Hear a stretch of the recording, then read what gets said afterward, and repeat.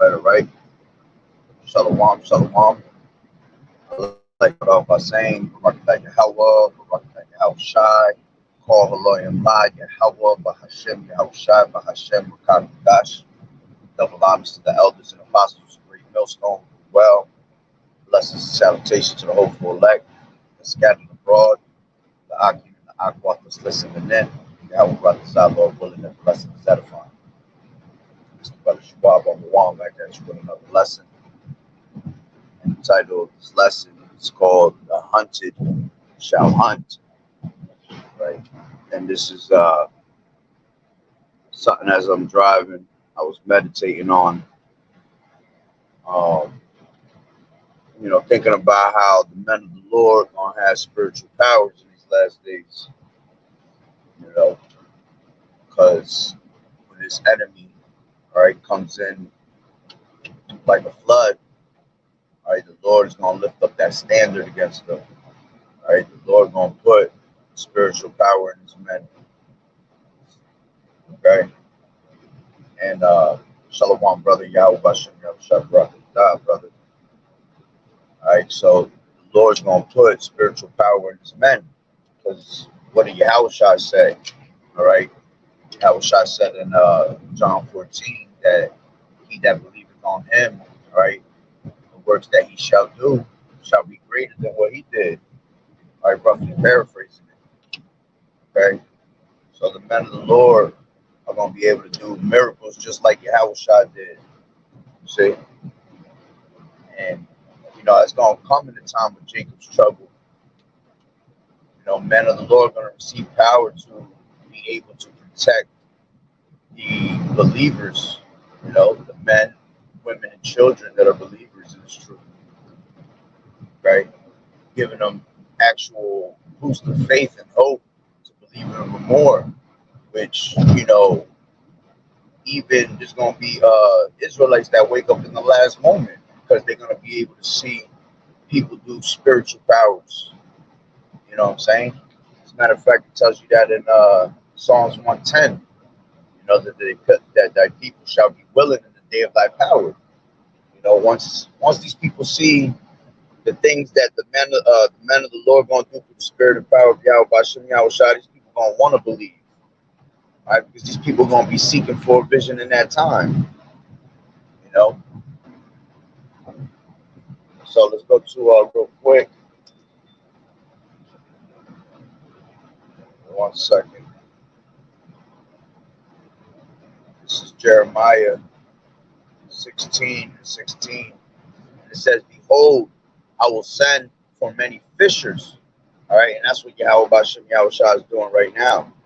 All right, by sending his men out on these highways and hedges. What we're doing is we're casting out that spiritual net, So we're trying to reel in the fish, and we're reeling in all types of fish, good ones, bad ones, but the only ones we keep are the good ones, because those are the ones that are the elect. Okay. It says, "Behold, I will send for many fishers, saith the Lord Yahweh, and they shall fish for them." All right, meaning what? We're going to be on the highways and edges preaching his word, trying to draw them in. And it says, and Salaka, and after will I send for many hunters. See, we're going to fish for them, but then the Lord's going to send for many hunters, and they shall hunt them from every mountain and from every hill and out of the holes of the rock. All right, because you're going to have these elites that are hiding in their dens, like it tells you in Revelation. And they're starting to hide in their dens now and go into the little cocoons and their little rat holes, because they know that the wrath of the Lord is about to come upon them. All right, and the only ones that are going to be able to escape the nuclear destruction is going to be these top banking families, these elites that have bunkers and space stations and water stations to hide in. But the Lord's going to give men spiritual power. We're going to be able to go to these deep holes and snatch your ass out of there. All right, we're going to be able to detect where you at with the spirit and power of Yahweh Bashem Yahweh Shai. Okay, and that's why the hunted, though, who's the hunted? The elect. They hunted all our lives, They shoot at the perfect. They puff at them. That's us, the elect. elect. All right, so we've been hunted this whole time, but the Lord's going to turn us into the hunters. So we're going to hunt. And that's having the faith and the patience of the saints, you know. But let's go to real quick. Two more precepts I got in mind. This is Wisdom of Solomon 5:17. It says, "He shall take to him his jealousy for complete armor, and make the creature his weapon." See, and creatures considered us. All right. The scriptures talk about how preach to every creature upon the earth, meaning the people on the earth. Okay. So it says, "He shall take to him his jealousy for complete armor, and make the creature his weapon." So the Lord's gonna make the creature his weapon. He's gonna make us his weapon, all right, to use to show the wrath and the complete jealousy of him. All right, that's why it tells you in Jeremiah 51, okay, 20th verse, that what? That thou art my battle axe and weapons of war, for with thee I will break the nations in pieces. You see? How is it that a man's gonna be able to break the nations in pieces? You know, first and foremost, we're gonna do it with his word. Okay. But then after that, after this word, is gonna be with spiritual power. You know, the Lord's showing us true. This is why he hardens up Pharaoh's heart, just like in the time of the Egyptians, just like the times of now, because Esau is considered that because Esau is considered that modern day Pharaoh. See? Oh shit. Salaki, I'm trying to drive at the same time. I ain't got no damn wipers and it's pouring. Okay. But let's read one more time. Wisdom of Solomon 5:17. "He shall take to him his jealousy for complete armor, and make the creature his weapon for the revenge of his enemies." All right, because the Lord's gonna use Judah and Israel, like it says in the scripts. All right, it says that he shall lay upon Edom the hand of Judah and Israel, roughly paraphrasing it. I was gonna look for it, but like I said, it's pouring right now, and I gotta drive real slow. As a matter of fact, Brother Shah, if you could put that for me. What is that? Jeremiah.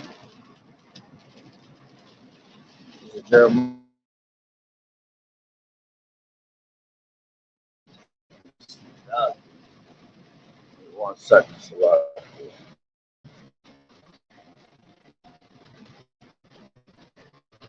This is hard. Shot for protecting me. I've been driving without these damn wipers for a while. It's not that I don't want to get it fixed. It's expensive as hell, so I'd rather do it myself. I actually have to take a bunch of pieces out of the damn engine to get to it, fix it.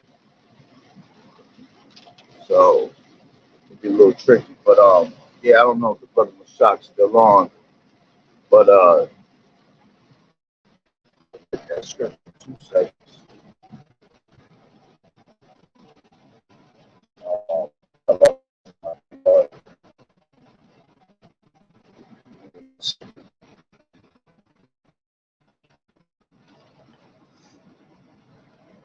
I shall lay upon Edom the hand of Judah, KJV. Of course, that's a. I ain't got no reception right now. Let me see. I think it's in Ezekiel 25th chapter.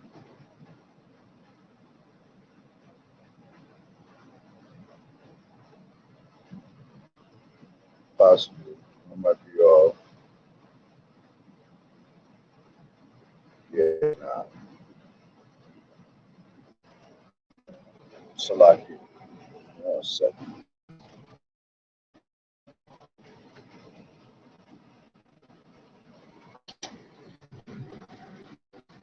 Yeah, I can't really look crazy ass weather. That's pretty much the point. You know, like I said, the Lord's gonna lay his hand upon Edom with the hand of Judah, all right, and Israel. Okay, and it's gonna be upon all these other nations also. Okay. So something I was meditating on the way to work, you know, that time spiritual.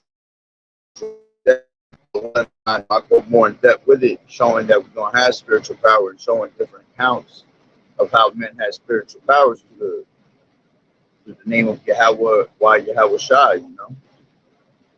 But hey, Lord willing that the lesson was edifying. Shalom, sister. So, you know, Lord willing the lesson was edifying. So with that being said, Barakatah Yahweh, Barakatah Yahweh Shai, Paul Elohim La, Yahweh, Bahashem Yahweh Shai, Bahashem Mekakodash, double honors to the elders and apostles, great millstone who do well. Blessings and salutations to the hopeful elect that scattered abroad. I thought that was listening then. I was about to tell you what the lesson was edifying. So the next one, Shalom. Salakia, I cut it in and out. Yeah,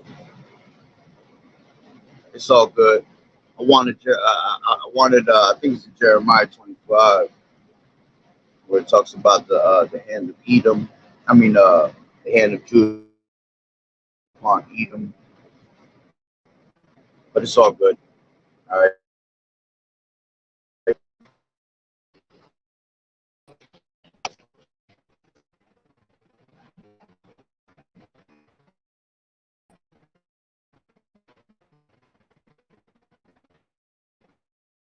Will lay my hand upon Edom.